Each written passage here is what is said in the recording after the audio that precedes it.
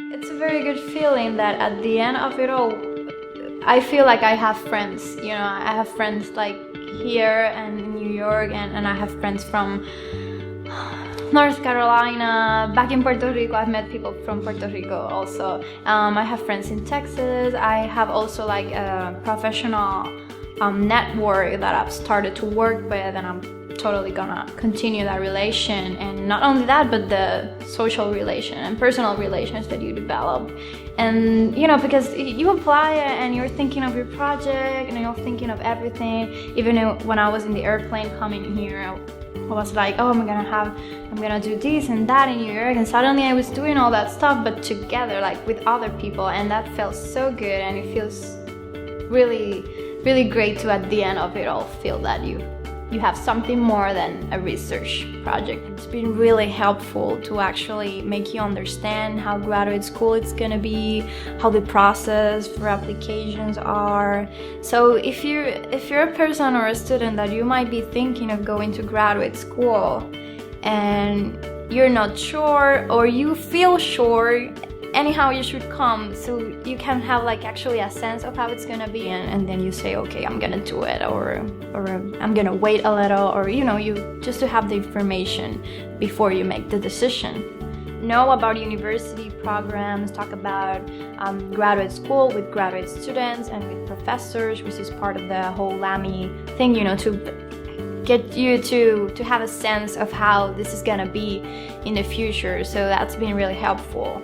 It's been really great to work on a research project for 2 months, just thinking about it, reading about it, talking about it, and that's my favorite part of it, like actually developing those ideas that are gonna be helpful in my future projects. But it was very surprising, you know, even though I live in a city in Puerto Rico, I live in San Juan, New York, it's very different, like it's bigger, there's so more people and so many other things to do. It was like a little shocking at the beginning, but then you kind of get used to it. You meet new friends, and you know, that's part of the program too. We have this program in my university, and it's called the Honors Program. So they basically like help you and talks to you about opportunities of during your undergraduate that can be helpful, like when you actually get into graduate school. So they were the ones who taught me about the program, and specifically one friend of mine who has been like doing some research, and she was like, you know, this sounds really interesting and it really has to do with research and stuff. So that's how I've heard about it. I'm studying journalism and theater in the University of Puerto Rico, and I'm thinking of continuing graduate studies, whether in theater or performance, which are two different things. My specific project this summer is about a Puerto Rican performer. Her name is Teresa Hernandez, and I'm basically looking at her performance and how through the images she's creating in the space, she's embodying gender discourses.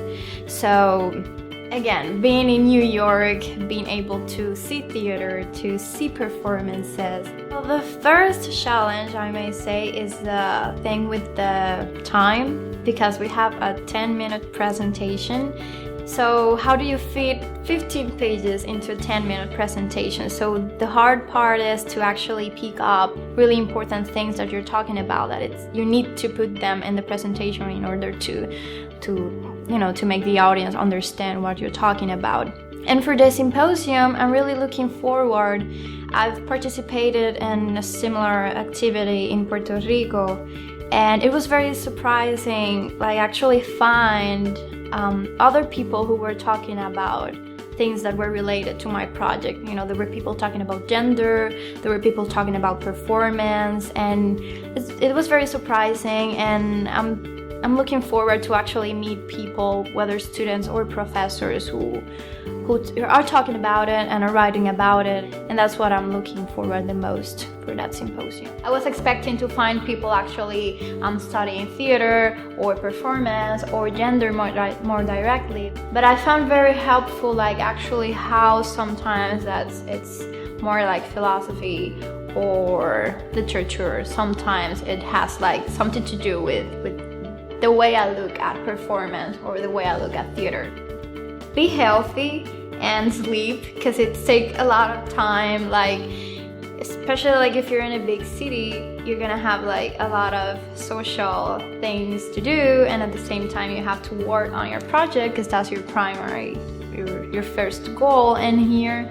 So you need to actually divide your time and get some sleep. And specifically in the symposium, it's like very tight schedule, and you have a lot of presentations and panels going on, and you have to be like stepping out, breathe, drink water, and then go again. So that might be like something I haven't thought before coming, that I'm pretty sure it will be helpful to know before.